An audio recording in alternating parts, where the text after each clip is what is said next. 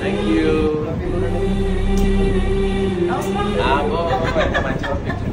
ఇంత డెడికేటెడ్గా ఉండి ఇంతమందికి సేవ చేస్తూ ఇలా ఉండడం నిజంగా చాలా గొప్ప. అందరి వల్ల అది అయ్యే పని కాదు. అది డబ్బులు ఉండడం వేరు, బట్ సేవ చేయాలనే ఆ దృక్పథం ఉండడం వేరు. బట్ అలాంటి పర్సన్ ఈరోజు నేను పిలిచిన వెంటనే కాదనుకోకుండా ఇక్కడికి రావడం నాకు నిజంగా చాలా సంతోషంగా ఉంది. ఎక్స్ప్రెస్ చేయలేకపోతున్నాను హ్యాపీనెస్ని.